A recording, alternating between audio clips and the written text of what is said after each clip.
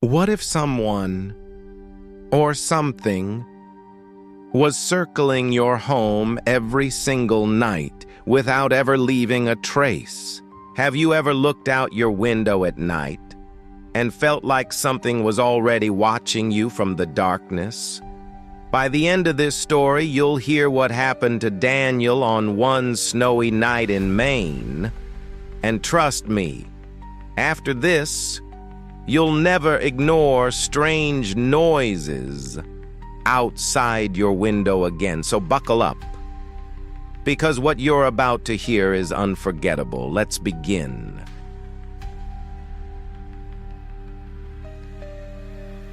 I have always been a light sleeper, but what occurred last winter made me scared to close my eyes at all. My name is Daniel, and I recently moved into a modest cottage on the outskirts of Millfield, Maine, a town so small that it scarcely appears on maps. The remoteness was just what I needed after my divorce, a location to write my manuscript without interruptions. The cottage was at the end of a long dirt road, surrounded by deep pine forest on 3 sides and a little clearing with my car on the 4th. The nearest neighbor was well than 2 miles away, which seemed ideal at the time. The first 2 weeks were unremarkable. I'd write throughout the day, have a glass of whiskey on the porch at dusk, and sleep comfortably all night. Then the first snow fell, covering everything in immaculate white. That's when I observed the footprints for the first time, a single pair that circled the whole cabin, pausing at each window for many minutes before moving on. What is the oddest part? They merely went around the cabin. There were no footprints heading to or from the woodland. I contacted the local sheriff, who drove out that afternoon. Sheriff Mills, a grizzled man in his 50s, had seen everything this little town had to offer. He thoroughly inspected the imprints, taking photographs and measurements. "These are obviously human," he acknowledged, "but there is something odd about them. The stride length is too lengthy, and look here." He pointed to one of the images. "The weight distribution is off, as if they're leaning too far forward." He inquired whether I had any enemies or anybody who may try to intimidate me. I did not. He promised to enhance patrols in the area and provided me his personal cell phone number. That night, I double-checked all of the locks, put my shotgun next to my bed, and attempted to sleep. Around 3 a.m., I awoke to a sound I couldn't identify. A steady, methodical scraping against the external wall of my bedroom. Scrape, pause, scrape, pause. It followed the footsteps around the cabin, stopping at each window. I lay motionless in bed, clutching the shotgun in my quivering hands, while the scraping circled my cabin before pausing outside my bedroom window. Now, would you please take a 10-second break from our story and press the subscribe button to increase my motivation? Thanks for your attention. For long minutes, there was just quiet. There were 3 separate knocks on the glass. I couldn't move or breathe. My window was obscured by heavy curtains, a tiny relief, but I could see a shadow through them, darker than the night outside. The shadow remained immobile for what seemed like hours, but was really just minutes. Then it spoke. "Daniel," a voice said, simultaneously far and near my ear. "I can see you, Daniel." The voice seemed off, like someone attempting to emulate human speech, without understanding how it should sound. The words appeared to emanate from within my own skull rather than through the glass. I closed my eyes and clutched the shotgun tighter, my finger hanging near the trigger. When I finally worked up the confidence to open the curtains, shotgun raised, there was nothing there. There are no footsteps in the new snow beneath my window. There's nothing except the black forest beyond. The next day, I placed security cameras along every access to the lodge, as well as motion-activated floodlights that turned darkness into day with the least movement. I convinced myself it was simply a local attempting to scare the newbie, or maybe a transient passing by. But deep down, I knew better. That voice wasn't human. Nothing happened over the course of 3 nights. The cameras only captured waving trees and the occasional animal. I started to relax, thinking myself that it was all a dream. On the 4th night, around 3 a.m., all 4 cameras went dark simultaneously. The digital display on my monitoring system simply said, "Signal lost." 5 minutes later, the electricity went off. I reached for my flashlight and phone, only to discover that both were dead despite having been completely charged before bed. In the complete darkness, I heard it again, the scratching sound that moved around the cabin. However, this time, it was accompanied by another sound, buzzing. A tuneless, dissonant buzzing made my skin crawl. It was a nursery song I remembered from childhood, but it was warped and incorrect, as if it were chanted by something who had only heard it described. I went to the bathroom, the only room without windows, and closed the door, putting a chair under the doorknob for good measure. The scraping and buzzing proceeded around the cabin, ultimately stopped outside the bathroom. "Daniel," a voice murmured through the door. "Let me in, Daniel. It is cold outside." I stayed mute, clutching my worthless phone like a talisman. "I've been watching you for so long," it went on. "Every night when you sleep, I sometimes come inside." That shattered me. I started frantically exploring the little restroom for a weapon, anything I could use to protect myself. There was nothing but a pair of scissors in the medical cabinet. The speaker giggled, sounding like dry leaves rustling. "I understand what you're doing, Daniel. It will not help. Nothing will help."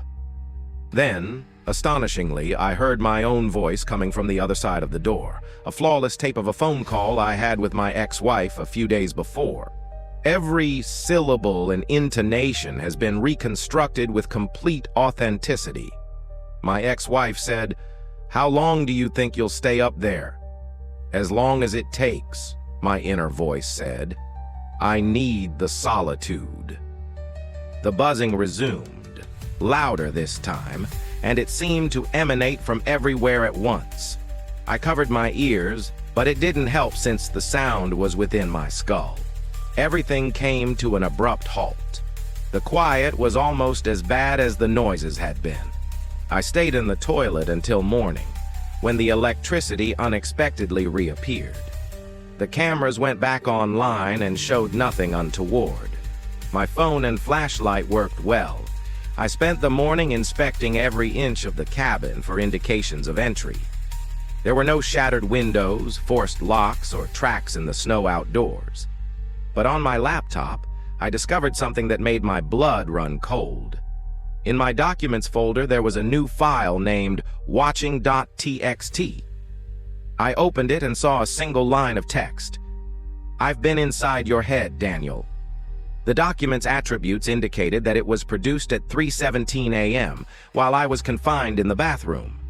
I instantly erased the file, but when I emptied the trash, my screen went dark for a single second.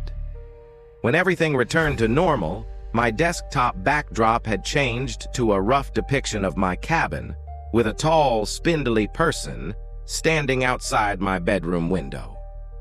I packed a backpack and headed directly to the sheriff's office. Sheriff Mills listened intently to my account, his demeanor becoming more worried. When I finished, he was quiet for a long time. "You're not the first," he finally said. "Every few years somebody recounts something similar. Always isolated cottages in the winter." He took out an old, yellowed file from his desk drawer, which included handwritten reports from the 1950s. Each related events that were startlingly similar to mine. Footsteps that circled cabins but led nowhere, devices that failed, and voices that knew things they shouldn't. "The locals call it the Night Watcher," Mills stated. According to legend, a man became lost in these woods during a blizzard in 1879. He sought refuge in a hut, but was turned down. He died while watching his family inside, comfortable and protected. Now he observes others, acquiring their routines, voices, and ideas. Some believe he is seeking for a path back, not just into a house, but into a life. The sheriff encouraged me to leave town, saying he couldn't do anything against anything non-human. I booked into a motel 50 miles away that night, intending to return for my belongings when I felt secure. 3 days later, I drove back to the cottage as Sheriff Mills followed in his police car. Everything was precisely as I had left it, with the exception of my laptop, which was open on the kitchen table despite the fact that I recalled packing it. A pre-queued video file appeared on the screen. The sheriff and I exchanged eyes before I reluctantly hit play. It was film taken inside the hotel room where I had been staying. I'm asleep. The camera perspective was from the ceiling corner, as if someone or something was clinging to the wall above me. For about a minute, nothing occurred. Then my sleeping body moved and a hand entered the frame. Not mine, but one with extended fingers and grayish skin. It hovered above my face, nearly touching but not quite. The video terminated there. "We need to go," the sheriff replied, his voice tense with terror. As we ran to our cars, my phone vibrated with a text message from an unknown number. It only contained one audio file. Against my better judgment, I played it. It was the humming, the same discordant nursery rhyme. The sheriff's voice from a few seconds previously could barely be heard in the background. "We need to go." I glanced up to inform him, but the words died in my throat. Standing behind his patrol car was a tall and skinny guy with somewhat off proportions. It lifted a hand in welcome and my phone rang again. The latest message said, "I'm coming with you, Daniel. I'll keep a close eye on everything." I have not slept through the night since. Sometimes I wake up to find that my phone has captured audio while I was sleeping. The same buzzing.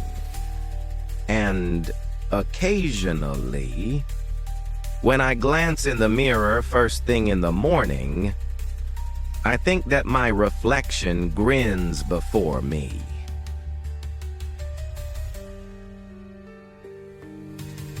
The flat was wonderful. Too perfect, in fact, for the asking price.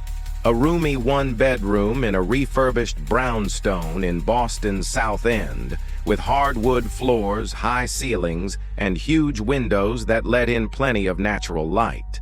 At $1,200 a month, it was practically a bargain. "What's the catch?" I questioned the landlord, a jittery guy called Mr. Patel who appeared eager, perhaps too eager, to have me sign the lease. "No catch," he insisted, his gaze darting to the wall that separates my place from the adjoining apartment. "The structure is ancient, that's all. There's some noise between units. The previous tenant was sensitive to such things." I should have left then, but I was desperate. My previous landlord had sold the property to developers, giving residents only 30 days to depart, and inexpensive housing in Boston is very hard to locate. I signed the lease that day and moved in the next weekend. The first several evenings were delightfully quiet. I rearranged my furniture, hung my artwork, and started to feel at home. Then, on the fourth night, I heard it for the first time. A whisper coming through the wall between my apartment and the neighboring one. The whisper was too weak to make out words. It was only the sibilant sound of someone speaking quietly. I put my ear on the wall and could not hear anything comprehensible. The next morning, I introduced myself to my neighbor, a middle-aged woman called Claire, who appeared astonished by the gesture. "Most people in this building keep to themselves," she remarked, not inviting me inside. When I recounted the murmurs, her face tightened. "I don't know what you're talking about," she said bluntly. I live alone and go to bed early." She shut the door before I could reply. That night, the whispers became significantly louder. This time, I could make out pieces like "watching her" and "soon enough." When I pounded on the wall, the murmurs ceased immediately. 10 minutes later, they returned, appearing to originate from a different location along the wall. I banged again and harder. "I can hear you," I said. "Please keep it down." The whispering stopped for the remainder of the night, but I remained awake until daylight, a sensation of discomfort hanging over me like a heavy blanket. The next day, I ran across Mr. Patel in the foyer. I cited the murmurs and Claire's denials. His face turned pallid. "Miss Chen, the whispers, they're not coming from Claire's apartment," he added quietly. "Apartment 2B has been vacant for 3 months." I felt a shiver go down my spine. "That's impossible," I answered. "I met Claire yesterday. She lives there." Mr. Patel shook his head slowly. "Claire Donovan was the former renter of your unit. She abruptly moved out, leaving most of her things behind. She said she couldn't take the whispers longer." He didn't meet my gaze as he quickly excused himself. I remained still in the foyer, trying to understand what he had said. That evening, I knocked on the neighbor's door again. No response. I tested the handle. It was locked. I pushed my ear to the door but heard nothing. Back in my flat, I looked at the wall more closely. It was an original element of the structure, solid brick behind layers of plaster and paint. How can whispers pass past such a barrier? As if in answer to my thoughts, the murmurs resumed, clearer than before. "She's catching on. We'll need to move things along." I did not sleep that night. Instead, I went online and looked up information about the building. It had been constructed in 1872 as a single-family residence for a rich businessman. In 1943, it was turned into flats. Over the years, there have been isolated claims of weird events, with residents reporting whispering, mysterious noises and a sense of being watched. The most unsettling was a tiny piece from 1976 about a renter who busted through a wall in his flat and claimed to have people inside. He was transferred to a mental facility where the wall was restored. Mr. Patel's employer, Threshold Properties, just bought the property, which had previously changed hands. I was still reading when the whispers resumed, this time from numerous locations along the wall, overlapping like a swarm of people all speaking at once. Among the incomprehensible muttering, one statement stood out with chilling clarity. "She knows too much now." The next day, I bought a stethoscope and rubbed it against several locations on the wall. The voices were strongest near an ancient, inoperable electrical outlet. I unscrewed the outlet cover and discovered that the hole below it was considerably deeper than expected, going far beyond the wall's thickness. I put a flashlight inside the aperture and saw nothing but blackness. That night, the whispers were followed by a new sound, scratching, like fingernails on the inner wall. It went around the perimeter of my flat, following the baseboards and occasionally pausing as if listening. I followed the sound and pressed my ear against the wall at each stop. I heard a definite voice say, "This spot. It is thinner here." I backed away from the wall, my heart hammering. The scratching became more intense, focusing on a particular location. I stared in dread as the wallpaper began to expand slightly, as if someone was pressing from the opposite side. I escaped the apartment and spent the night at a motel. In the morning, I contacted Mr. Patel and demanded an explanation. "The building plans don't make sense," he eventually conceded. "The external measurements do not match the inside. There is unaccounted for space between the walls, above the ceilings, and beneath the flooring." He paused. "Previous owners attempted to investigate, Workers would begin to open walls before abruptly leaving without explanation, or disappear. His voice lowered to a whisper. The firm understands there is a problem with the building, but it is a profitable property. They do not ask inquiries. I returned to the flat that afternoon, intending to pack my necessary possessions and depart. The bulge in my bedroom wall had gone, but when I touched it, it felt warm, almost hot. As I was packing, my phone rang with an unfamiliar number. When I replied, all I heard were whispers, the same sounds from the wall. I quickly hung up, but the phone rang again and again. On the fourth call, I responded by shouting, "What do you want from me?" The whispering ceased, replaced by a single distinct voice. "We want what's on your side of the wall." That night, unable to locate another somewhere to stay on short notice, I shut myself in the apartment's bathroom, the only room without a wall to the adjoining unit. I packed my phone, a flashlight, and a hammer as protection. Around midnight, the scratching resumed, now coming from various locations throughout the apartment. It was followed by what I can only describe as the wall groaning, similar to an old home sinking but deeper and more purposeful. Then came quiet. I must have nodded off since I awoke abruptly to a notification sound from my phone. It was an email from an address with random numbers. "We're through."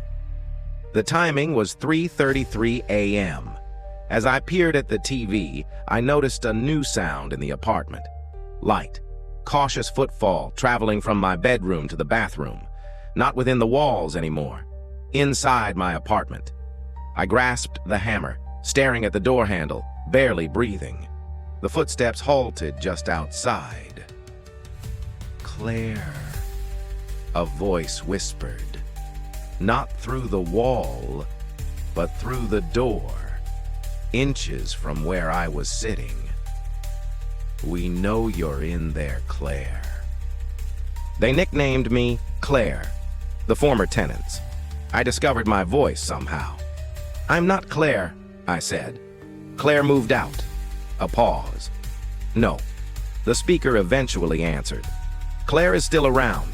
Claire is always present. Claire is now part of the wall, despite the fact that I had locked the door." The handle began to spin. I shoved my weight against the door, but it continued to open slowly and steadily, as if propelled by something far stronger than me.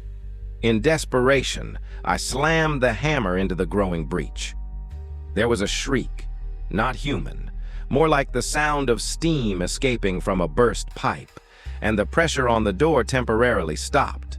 I took advantage of the opportunity and broke into my darkened apartment, sprinting blindly toward the exit. What I witnessed in those few seconds is imprinted in my memory. My apartment walls were strange. They undulated slightly, as if something was moving inside them and pushing outward in human-shaped bulges. The wall beside my bedroom had broken apart, displaying a writhing blackness with pale, elongated limbs reaching out, rather than the anticipated masonry and plaster. I made it to the hallway and sprinted without pausing till I reached the street. I never returned to the flat to retrieve my items. When I contacted to break my lease, Mr. Patel didn't seem startled. "We'll find another tenant," he remarked tiredly. "We always do." 2 months later, I got a text from an unknown number. "The new tenant hasn't heard us yet." "Not like you did, Claire." I changed my phone number the next day, but when I put my ear against the wall of my new apartment, I think I hear faint murmurs saying my name, Claire.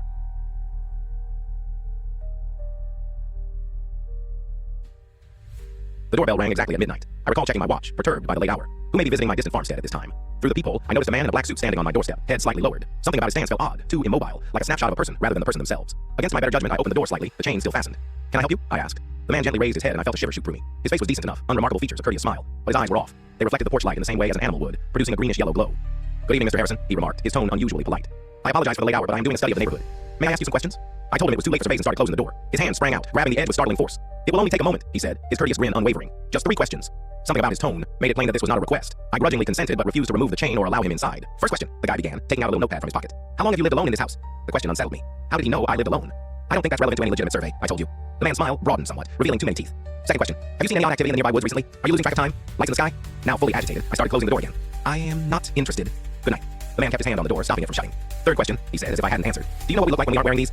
He pointed to his face with his free hand. That's when I spotted his fingers. They were abnormally long, had an additional joint, and the skin was pulled too tightly over the knuckles. I slammed the door with all of my effort, trapping his fingers in the gap. There was no cry of anguish or blood, only a dry cracking sound like twigs snapping. I peeked through the peephole again, and the porch was empty. I told myself that it was simply some local kids pulling a joke, but even that explanation seemed empty. I double-checked the locks and attempted to sleep. The next morning, I discovered a little notepad on my porch, the identical one that the odd man had been carrying. Inside were hundreds of addresses, including mine, each with a sequence of check marks and weird symbols that I couldn't identify. A single word was written next to my address. Aware. I burnt the notepad in my fireplace and tried to forget about it. 3 days passed with nothing odd occurring. On the 4th night at midnight, the doorbell rang again. This time I did not respond. I observed through the peephole as the same man remained still on my doorstep for precisely 5 minutes before turning and leaving. His movement seemed off, too fluid in some areas, too jerky in others, as if he had studied human motion, but was unable to imitate it. The following night he reappeared, and the next. Always at midnight, standing in the same spot and departing after 5 minutes if I didn't respond. After a week of this, I contacted the police. The officer who responded was doubtful but consented to park near my home about midnight. That night, the doorbell did not ring. The officer departed about 1 a.m., assuring me that it was most likely only children who had been scared away by the patrol car. Less than 5 minutes after his departure, the doorbell rang. This time, there were 2 guys on my porch, the initial visitor and the new one in what seemed to be a police uniform. When I looked closer, I discovered it was the same cop who had just left my property, which terrified me. But there was something wrong with him. He remained unnaturally motionless. His eyes had the same reflective appearance as the previous man's, and his face appeared somewhat ill-fitting, like a mask that was the wrong size. Mr. Harrison, the first man called through the door. We need to talk with you. Your issues have been noticed. We're here to help. The object, with a police officer's face, nodded automatically. Everything is fine, sir, it said in an exact mimic of the officer's voice. These folks just have a few inquiries. This is standard procedure. I stepped away from the door, trying desperately to think. My farmstead was secluded, with the nearest neighbor over a mile distant. I couldn't contact the cops since they could allegedly be replaced. I went back to my bedroom and fetched the shotgun I keep for home protection. When I returned to the front door, the people revealed an empty porch. Relief flooded over me until I heard a sound that made my blood freeze. The rear door shaking. They were attempting to go inside. I walked quietly around the house, shotgun raised. Through the glass, I could see 3 people. The original man, the police officer, and someone I didn't recognize. They were meticulously testing every door and window, communicating with each other via weird clicking sounds. I pondered running from my car, but that would require crossing the wide yard. As if reading my thoughts, a 4th figure came from behind my car, wearing what appeared to be my face on its too tall body. I spent the night going from room to room, avoiding windows, shotgun held in sweaty hands. I occasionally heard the doorbell ring or the glass rattle, but no one broke in. As morning came, the sounds stopped. I cautiously surveyed the house's perimeter. They were gone, but they had left something behind. Dozens of images tacked to the trees around my land. Each demonstrated my daily routine, getting mail, shopping in town, and sleeping on my bed. The most recent was taken just hours prior, and showed me peering out a window with my shotgun. I had not heard a camera. I hadn't seen a flash. Each photo has the same message scribbled on the back. We are already inside. I grabbed some basics in a suitcase and escaped, driving aimlessly for hours before stopping at a hotel 2 counties away. That night, I double-locked my hotel room door and shoved a chair under the doorknob. At precisely midnight, the doorbell rang. There's no doorbell in a hotel room. I remained still on the bed, looking at the door as the sound returned. The identical doorbell tone from my farmhouse. A voice called through the door. Mr. Harrison, we know you're inside. We just want to talk. That was my voice. I heard the keycard reader click, and the door opened despite the chair. I caught a glimpse of myself standing at the doorway, my face, my clothing, but incorrect in subtle ways that I couldn't explain. I fled via the bathroom window and spent the night in my car, which was parked at a big truck stop with lights all around. I drove to the local police station in the morning, anxious for aid despite my worries. The officer behind the counter listened to my narrative with growing worry. When I finished, he asked me to wait while he contacted his supervisor. As I waited in the waiting room, I spotted a familiar notepad on the desk, the same type that the midnight visitor had brought. My blood chilled as I moved forward to look at it. Inside were the same addresses and weird symbols. The page was accessible to my name. Next to it, a new word appeared. Processing. I have been running ever since. Every night I change locales, never staying in the same place again. I've abandoned my phone, credit cards, and everything else that may be monitored. I learned a few things while running. They're ubiquitous. These creatures with human faces. I've seen them in groups, always looking, their motions just slightly off, and their eyes reflecting light in ways human eyes shouldn't. They converse with one another via ordinary technology, such as phones, laptops, and traffic lights. Sometimes I witness them conversing with ordinary individuals who don't notice anything unusual. Those humans frequently vanish, replaced by objects that wear their faces, carry their IDs, and live their lives. Nobody notices the substitutions. I'm not sure what they want or where they came from. All I know is that they're spreading and replacing us one by one. The only trend I've seen is that the doorbell always rings around midnight, before they remove someone. I haven't heard anything in 2 weeks, and I'm beginning to wonder whether they've lost my trail. But last night in a 24-hour cafe where I had stopped for coffee, I noticed my reflection in the glass. For a brief time, my eyes mirrored the fluorescent lights in a greenish yellow glow, and my face smiled before I did. The waitress inquired whether I was feeling well. Just tired, I said in a voice that was almost, but not quite, my own. The doorbell will ring at midnight, but this time, I believe I will be the one to ring the bell.